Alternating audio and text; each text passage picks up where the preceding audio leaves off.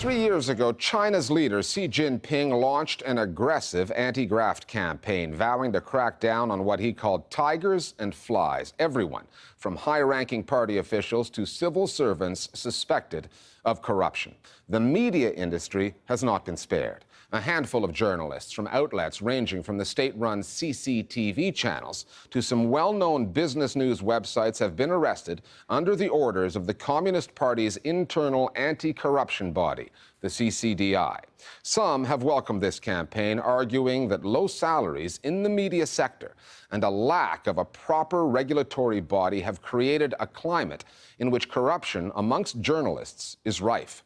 But there are concerns over the way this campaign is being carried out. The authorities reveal very little on why journalists have been arrested, and some journalists have been forced to make pre-trial confessions on TV.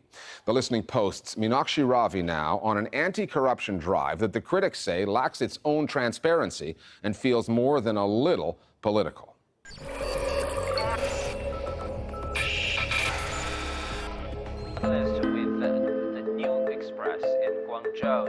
This journalist, Chen Yongzhu of the Chinese tabloid New Express, hasn't been seen in over 2 years. His last appearance was in October 2013 on state TV, confessing. A reporter who's been held by police for the week has confessed to writing unverified and untrue stories. Chen was arrested under the orders of the Central Commission for Discipline Inspection, the CCDI, the arm of the government that manages President Xi Jinping's anti-corruption campaign. Chen had reported extensively on irregularities in the finances of a state-owned construction company. Initially, his paper, The New Express, had defended him in print. Within days of his arrest, however, they had capitulated, apologizing for Chen's false stories and promising to, quote, strengthen supervision over news workers and the publication procedure. It was one of the first CCDI investigations into the media to result in a conviction, and more would follow. President Xi Jinping proactively introduced a series of policies when he took office 3 years ago. The anti-corruption campaign attracted the most attention, and we can see that there has been a relentless crackdown on bribery and corruption, which has been very effective. I would say that this current anti-corruption campaign is kind of unprecedented. It can be felt at every sector, at every part of the society, and from the top to the bottom. It's been only after the 18th Central Committee came to power that big party media has come under investigation. This almost never happened before, except in 1989, when there was the media crackdown. I don't think there's a single media outlet that's untouchable right now. The 1989 crackdown took place alongside mass demonstrations in Beijing's Tiananmen Square.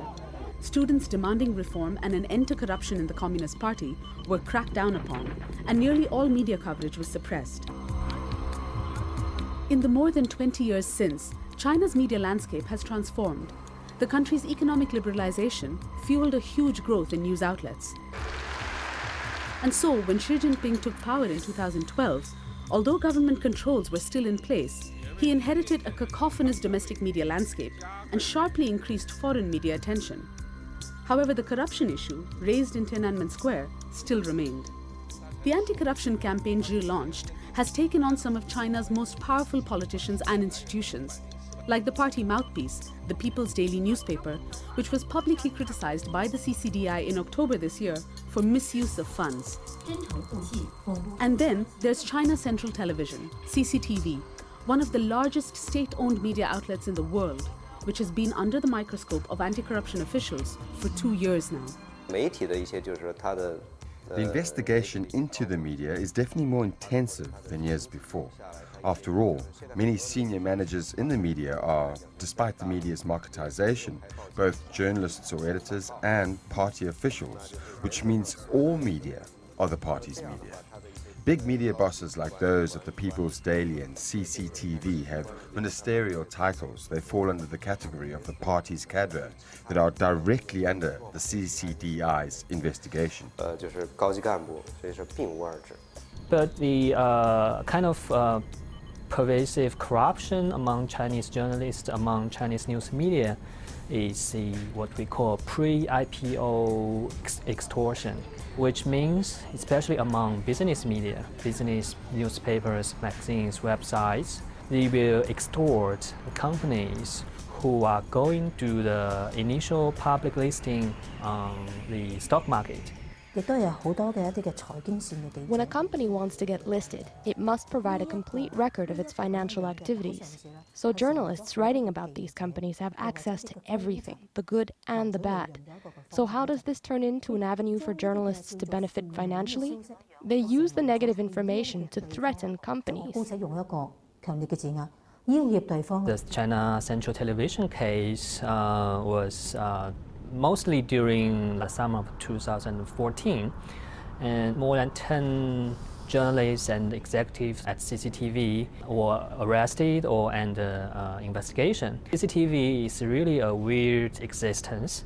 On the one hand, it's a state-run central television, but on the other hand, CCTV is highly commercial. And sometimes they will take advantage of the fact that CCTV is a state-run television. So when they are taking bribes or they are doing the extortion, they will feel more like powerful. For China's media, there is more than just the CCDI and the anti-corruption campaign to watch out for. This year alone, at least 2 journalists have been sentenced on charges of obtaining and publicizing state secrets. The cases were televised. Authorities provided scant details of exactly what had been revealed. In July this year, the government passed a sweeping law that instituted, quote, mechanisms to censor items that have or may have an impact on national security.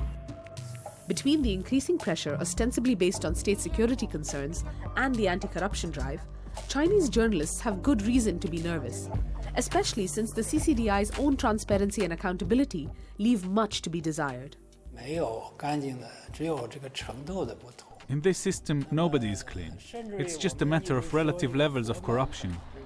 The media have deep connections and are controlled by officials and interest groups, so it's not difficult to understand why we have problems such as paid reporting, paid self-censorship, and paid bad-mouthing. It's all about money. The system is corrupt. Media cannot be clean. It's impossible.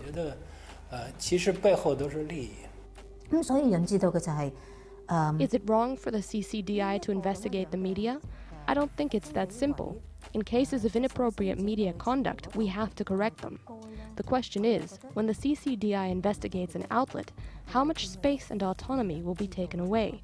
And can this lead to self-censorship afterwards? This anti-corruption campaign has been carried out very recklessly, without revealing enough details of misdemeanors, and that has done more harm to the journalists than preventing them from being corrupt. They are afraid of doing bad things now, of course, but they'll also be afraid of doing good things, and that is worse. More downloads now on the policing of the Chinese media. There are 2 kinds of corruption in Chinese media.